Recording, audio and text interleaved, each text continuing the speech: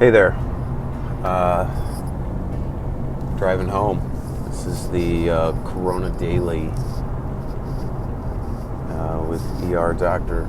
Larry Burchett. I just work. Gosh, I want to call it the front lines of this thing, but right now in California, it just isn't. It's the front line in California, but we're just not in the battle like New York is. And I want to talk about a few things in this journal, how the last few days were, what I'm seeing. A lot of people are certainly coming in, but nobody's really got corona. I want to talk about this PPE controversy. Doctors and nurses are outraged that there isn't enough protective equipment. I want to weigh in on that. I want to talk to you about testing, kind of tell you what the reality is right now, at least at one of the spots I'm working at. Give you a little follow-up on we had a patient earlier in the week I was telling about that was intubated, really sick. Give you a little follow-up on that. So,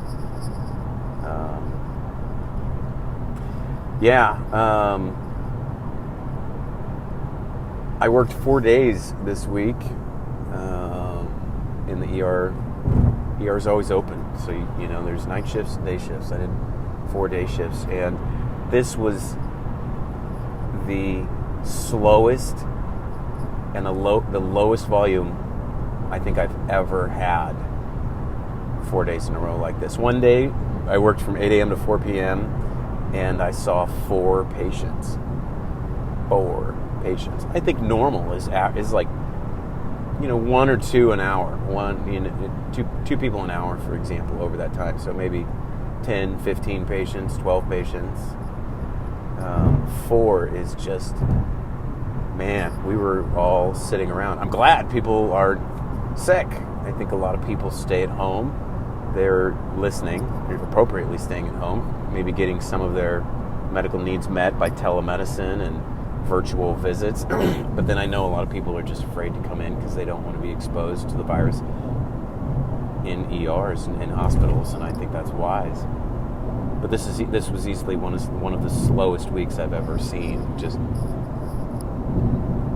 shocking. I had said in these journals heading into work last week that I feel like I'm going to war and I'm preparing and going to you imagine all of these worst case scenarios, and I'm going to be walking into the just super sick, critically people everywhere, and we're going to have to put them all on ventilators. And we had a couple sick patients this week, but it's just not very busy. That is not our reality. I look at every day, kind of as I'm driving in, I'll look at the numbers. And today, for example, April 2nd, total United States coronavirus cases, 245,000, 6,000 deaths. That's been climbing this week. It's definitely anticipated. Roughly half, not quite half, is New York. 93,000 cases in the state of New York with 2,500 deaths. And that's incredible. So much of it is in New York. It's really not even comparable what we're seeing in California. And California has a huge population. So it's really hitting New York. Cases in California, 11,000 as opposed to 93,000 in New York. Deaths in California, 239 compared to 2,500 in New York. It's 10 times worse in New York. We're just not seeing it here. I still don't know why. Some people say we did some social distancing. It's the population density. It's not as crowded. LA, the Bay Area, is more spread out than New York City. I think it's coming here. I don't know how bad it's going to be, but I'm hopeful that what this means is maybe it won't be so bad. I feel like for the last couple of weeks I've been saying, it's coming, winter's coming, and it's going to be like New York, and it hasn't. And it's funny because in my mind I sit here, I'm anticipating to see all this stuff, and I'm thinking about corona and every patient that I see and trying to give that good consideration. But I'm just not seeing it yet. We're not seeing it. I want to give you follow-up on a case earlier in the week. I can't, patient privacy is paramount. It's non-negotiable. So I can't tell you all the details of the case or what happened. But I will say that it was a case where the point of the story is a patient came in, was very sick, and had to be put on a breathing machine, on a ventilator. And we did that procedure. We intubated the patient, and nurses, the respiratory therapist, me, we were all on edge because we've heard that this is one of the bigger ways that people get sick from it and exposed, worried the patient could have had corona. And the testing ended up coming back negative. So that patient did not have coronavirus. All of that, but you still go through all of the anxiety and all of the heightened everything. I don't think anybody I saw this week had coronavirus. Some of the tests are still pending. Let's talk about testing for a second, where we're at. Again, I work all over California. This is one particular hospital. I'm not going to name names because I would get in trouble. But at this hospital, we have two types of coronavirus tests. I know everybody's talking about the 5 or 10 minute turnaround test. We don't have that right now. It's supposed to be coming every day. We ask, and all I hear is it's not here. I don't know when that thing is going to be anywhere, but I haven't seen it yet. So we got two tests. One of them is a turnaround in one day, but it's in order to get that test, you have to call public health, and they have to ask you a bunch of questions, and basically the patient has to meet certain criteria in order for that test to be run. Again, the reality of this situation is just that there is limited testing between supplies, between manpower, between machinery. There's a limit to the testing, and the demand for testing far exceeds the county's ability to do it. And so that is limited. The other test we have takes about a week to turn around. It's a Quest test. I'm glad we got it. It's better than nothing, barely. But it's just not very practical to wait a week to get that result. It helps a little bit, but it's just not great. I'll give you a couple examples. But so who gets the one day turnaround test? This is basically rationing of medical testing. Who gets it? Number one, the people that are admitted to the hospital. That's an indication to get it. Certainly if they're in the ICU, if someone is sick enough, which usually with coronavirus is your oxygen level is low. You may have findings of pneumonia on x-ray. Organs are failing. These kind of things, these people need to absolutely stay in the hospital. They get the test. Public health approves that. For the people that go home, who gets the test? The number one thing that I saw was people who potentially would be exposing a large amount of other people, like institutionalized people. So people that work at prisons, folks who work in nursing home, people that work in healthcare, needing to know, are they going to potentially expose a large amount of people? That's the main principle, where for those guys, yeah, you do need to get the test. That's a good idea, and that makes sense to me. For the person, on the other hand, who is not sick enough to need to stay in the hospital and is going to go home where they're going to be self-quarantined anyway, not all those people are going to get the one-day turnaround test. And again, in a setting where there isn't unlimited tests, that makes sense to me. I don't like it particularly, but welcome to just the reality of medicine. I don't work anywhere where everything is fast, perfect, where we have all specialties and you get all things done and insurance doesn't matter. I mean, it's just a reality of medicine, and it is what it is. I look forward to the day when there's the 5 and 10 minute turnaround test. But let me say something about that for a minute. We used to do what was called a rapid flu test, a rapid influenza test. And the test was terrible, frankly. This is a few years ago. You would swab them kind of like you swab people for strep throat. And the strep throat test is notoriously bad with false negatives. So somebody actually has strep throat, but the swab is negative. And in my years in medicine, I think most of us have just kind of learned through experience to not use or rely. You use the test sometimes, but you don't rely on them. When it comes to strep throat, you listen to what someone says, you examine them, you most specifically look at, there's various criteria, Do their tonsils appear beefy, red, enlarged with pus pockets? Do they have a history of strep a lot in the past? Do they have a cough, which makes it less likely? Do they have, anterior adenopathy? There's all these things that make it more likely they have strep. And the test is just not very helpful in the end. It's better to just put all those other things together and treat or not treat based on that. The flu test used to be horrible. It was like 50%. And so if it was positive, it was good. It was pretty good that somebody actually did have it. But if it was negative, it was like a coin toss. Well, they still might have the flu. You don't know. Once in the middle of flu season, it's just not a very helpful test. Now, the flu test now is a lot better. They do a different kind of flu test called a PCR, and the turnaround is about an hour, 30 minutes or an hour, and that's a useful test. So as we talk about people in the public, we want the 5-minute test, the 10-minute turnaround test for corona. I would like a test with a fast turnaround that's reliable, that has, we say specificity and sensitivity, but for the sake of this discussion, I'll just say that's a very accurate test. 98, 99%. I don't want 75% accurate test. Well, but then 25% of people that have corona, I'm sending home and telling them it's negative and that's wrong. That's not good enough. Like, it needs to be really close to 100, 98, 99 kind of thing. And my concern is, how good can a fast test like this be? I don't know. It's a concern. Maybe the test is just as good as the other tests and they figured out a way to make it a rapid turnaround, but just because there's a test doesn't mean we should rush to it, and it's got to be a good test. That takes time to develop, and I think they've probably done this in other countries, and we should be copying more of that. So that's my thoughts on testing right now, and hopefully it'll get better. I still haven't seen this antibody test much. Speaking of antibodies, people are talking about this therapy where people who are immune transferring their antibodies into people who are infected as a treatment. I love that idea. I wonder why we don't do that otherwise. I think that's really interesting. But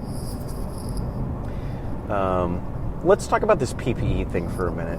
There's just so much controversy and stuff going around on this, and doctors are being threatened by administration. Doctors and nurses being threatened by administration.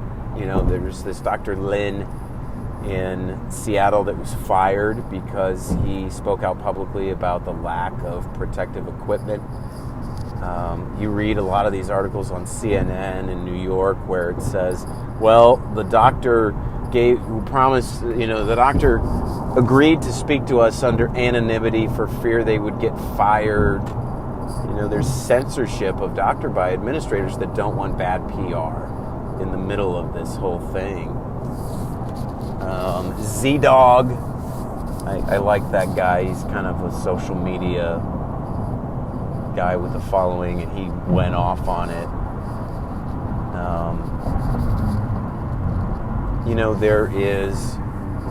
It just reminds me of sending a soldier into battle, and the United States government can give them a little shield. They can give them the best armor and guns. They can, equip them with a whole range of things to keep them safe and help them survive. And at some point, the question is, how valuable is the soldier's life? At what price? How much? Because there'd be an infinite amount of money you could spend on protective equipment and so forth. Similarly, right now, but not on a as lethal level as war, on a lower level, but still, it's the same thing, which is, how much is it worth to protect people? Basic masks are cheap, and they offer a little bit of protection. N95s offer much more protection, and they're more expensive. And as all of this surge and all this stuff happens, there's a shortage.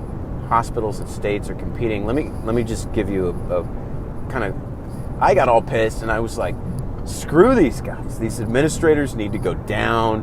We should all be uniting and talking. I got very fired up as a doctor and a nurse on the front line, and And, you know, there was an incident even where one of my nurses felt strongly that she wanted to wear an N95, and the hospital policy was like, well, CDC says this, because there's a shortage, you don't have to do N95s if somebody has corona, you only have to do it if you're intubating. And she got really pissed at that. And you know, you can see this tension where administrators are worried that they're going to run out and that it's going to be very expensive. I mean, these hospitals, we didn't have very many patients, and the ER is often a source of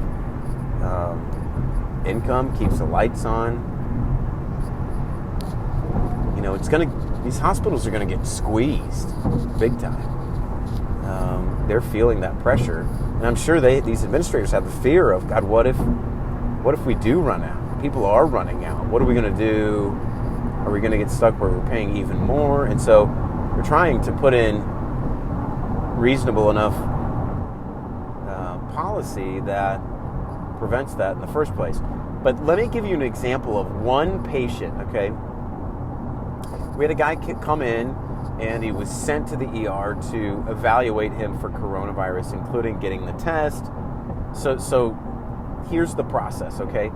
I go in to see him, and that's when we do this donning and doffing. That's where you put on and take off the equipment. And here's what it is. There's a yellow gown that covers arms, legs, chest. You know, it's this gown thing. Looks like a robe. It's kind of like a robe. You put the yellow guy on, a couple of cheap blue plastic gloves. Nobody's running out of gloves. That's not what we're talking about. There's a face, either you can wear kind of a face shield or protective eyewear. I don't think that stuff's running out. And then an N95 mask, because you don't want to get any respiratory droplets, you know, in your mouth or nose. That's the biggest risk. But the two things I think that are really the focus of the shortage are the gowns and the N95 masks. So the gowns, this is where I started to appreciate this problem a little more and actually have sympathy for. I see both sides, you know. Doctors and nurses are going to die from this, and you've got to have enough equipment to protect them, especially that N95 mask. But the other side of it is, listen, so for this patient, it starts off, me and the nurse go in to talk to the patient and get the initial story, examine the patient, figure out what we need to do, all of that. So that's one yellow gown for me, one for the nurse. The nurse can reuse it when she goes in and out of the room, donning and doffing. So I decide to order an x-ray and blood work. So the lab tech has to go in there. That's gown number 3. N95 number 3. Then the x-ray tech goes in there. That's another mask. Every different person that goes in there uses, you know, a yellow gown. And so there's a registration person that goes in and talks to the patient and gets their insurance information. So already we're at doctor, nurse, lab tech, x-ray tech, registration clerk. That's 5. If this patient needs a breathing treatment by a respiratory therapist, that's 6. This is one patient.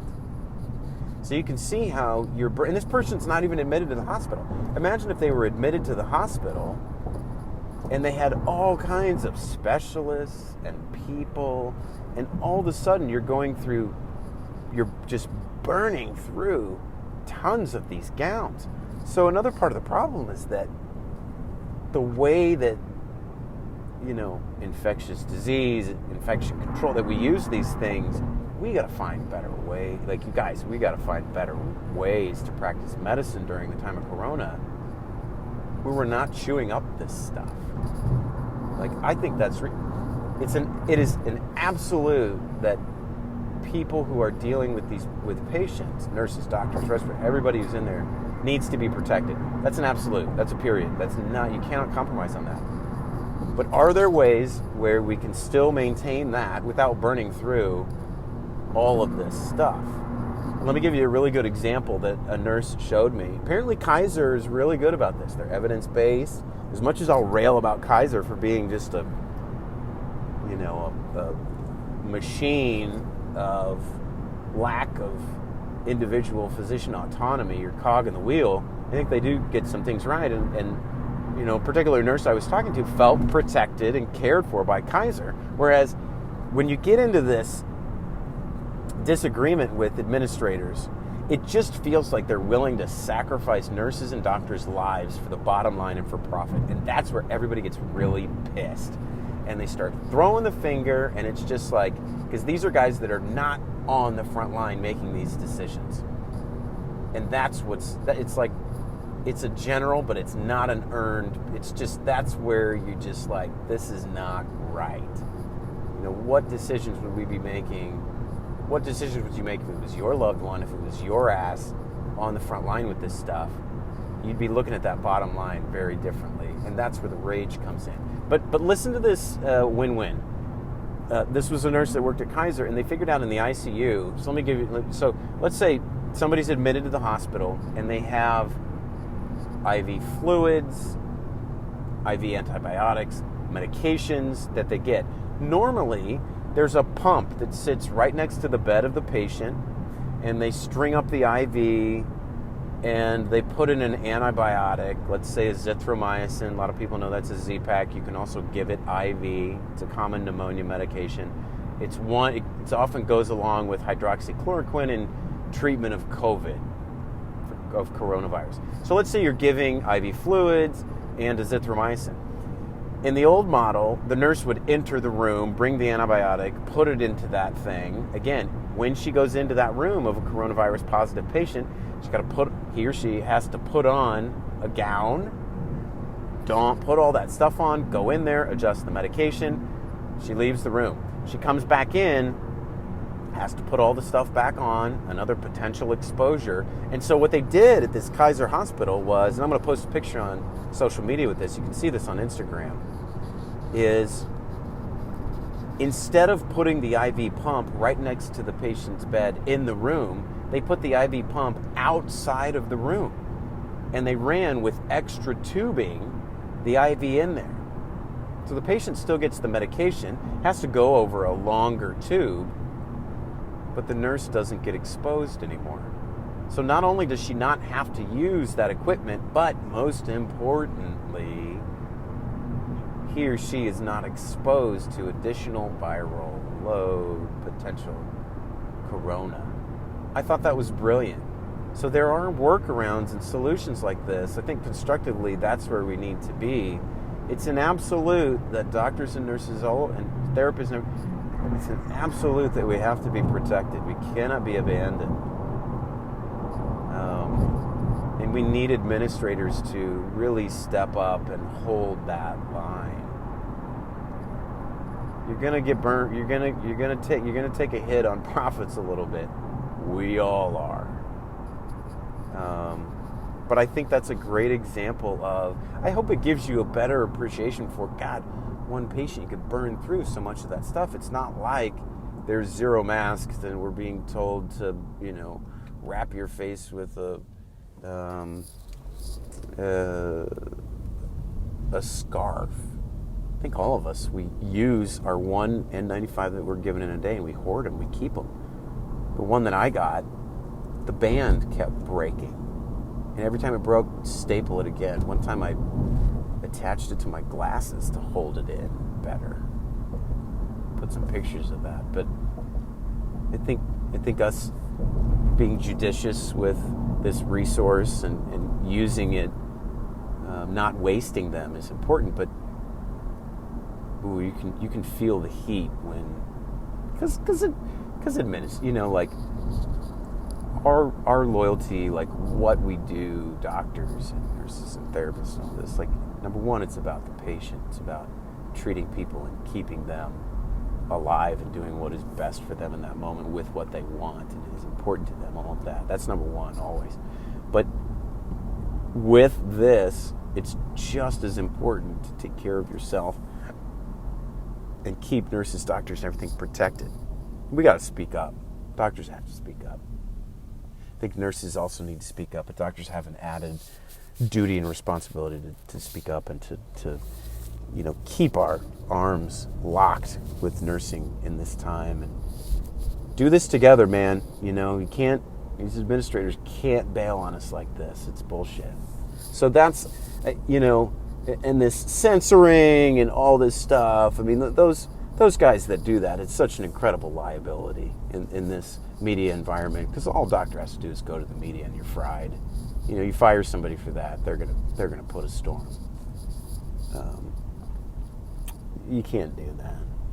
I would. This is an invitation. I would actually put out an invitation to any administrator that wants to come on and have a conversation. I don't think anybody's going to take me up on this, but if there's any hospital administrator that wants to come on and talk more about their side of this thing and the reality of it, there's an angry mob forming of doctors and nurses, and I think there's some deeply held values there that are coming out, and there's conflict and all this stuff, but I don't think that angry mobs in the end are. I think they can kind of get some things done, but ultimately I don't think it's good for the whole system. And we've got a problem. Is it going to get masks and keep people protected where it needs to go? I don't know that an angry mob is going to solve that. I do think people can call their senator and their representatives to get more money allocated to that. If you've got masks and stuff, donate them to your local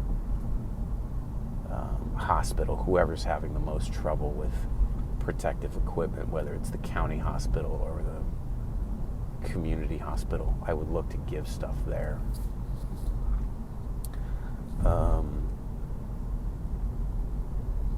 So that's my thoughts on this PPE business. What else did I talk about? I don't remember what I told you, but this week, not a lot of cases. I think I might be repeating myself now. I don't even know. I did this once and deleted it, so if I'm repeating myself, I apologize. It's still been a long week, even though it wasn't.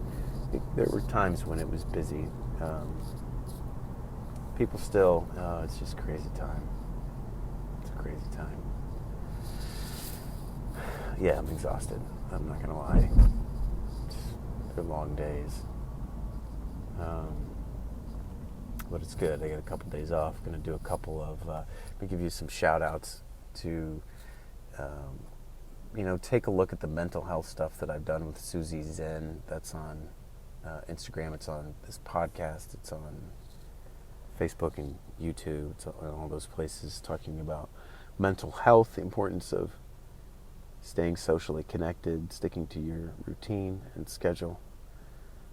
Good talk with Dr. Jane Janab in the ER.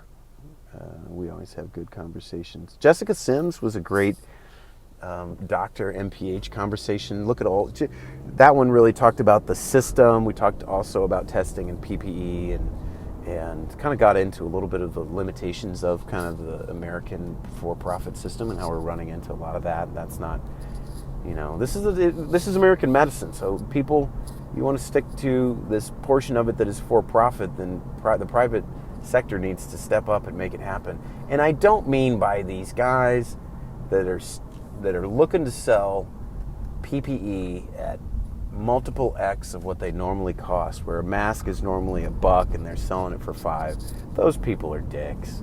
That's just, I've seen, that is a form of exploitation that is disgusting in this time to really exploit that need. I think if you have a company that can produce that stuff and you can do it and make it worthwhile without jacking the price like this, and ventilators are worth now they're getting 5 times because of the demand, that's just bullshit. It's disgusting. I'm not saying you give it for free, but come on, that's not right. That just isn't right. It's the capitalist way, but it's not right. It's disgusting. I mean, I could go on my rant where I am watching.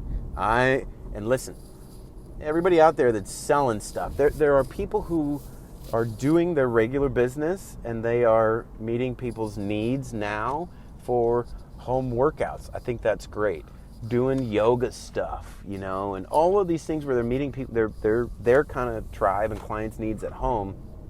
I think that's great and awesome. And then there's the goddamn these snake oil salesmen that are selling their bullshit, and they're putting the little things on there like immune system booster, which is like a don't sue me for saying it'll cure corona kind of way, when this stuff is complete nonsense, and you know it is. It's just bullshit supplement, whatever. I saw one doctor post on Instagram, and she goes off and she's like, oh, you know, I don't even believe in the germ theory of disease. And I was like, oh my God. You know, like, now is not the time for insanity.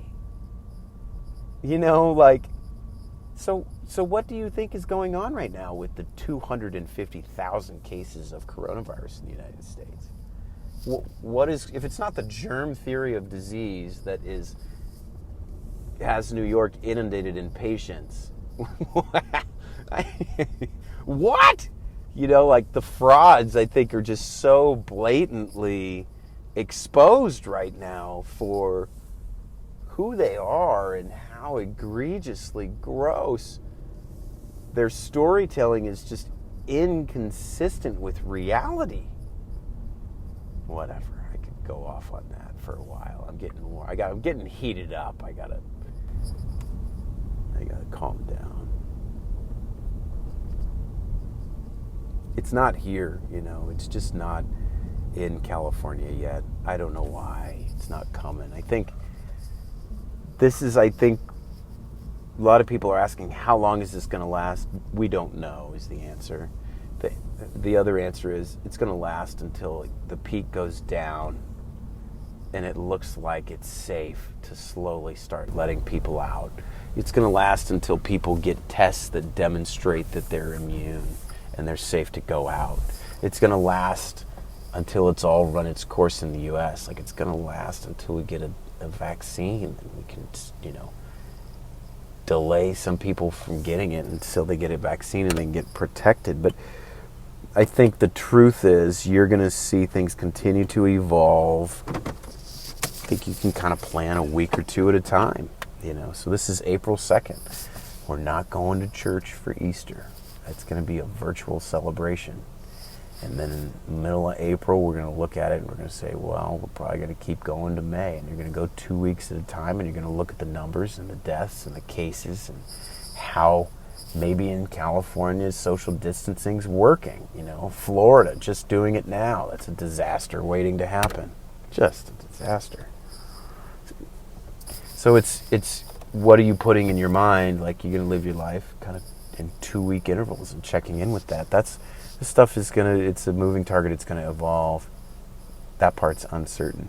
How do you deal with that uncertainty? This is what I talked about with therapist Susie Zinn. That's a great episode. Check it out. You stick to a routine. You give your mind things so that it knows, okay, breakfast is at 8 a.m. This is when I do my run. Here's when I do my little happy hour chat with people in the evening. That kind of routine helps you to feel that certainty and security in a time when there isn't a lot of that going around. Watch Cuomo. He's getting up there every day. I think he's just so solid right now. That'll give you a sense of the numbers, how they're looking at it, how he's trying to stay 2-3 weeks, 4 months, for a month ahead and doing what they can do. I mean, that guy's in the middle of the fire. Very impressive leadership. Watch that stuff. Google Cuomo. I was going to also tell you,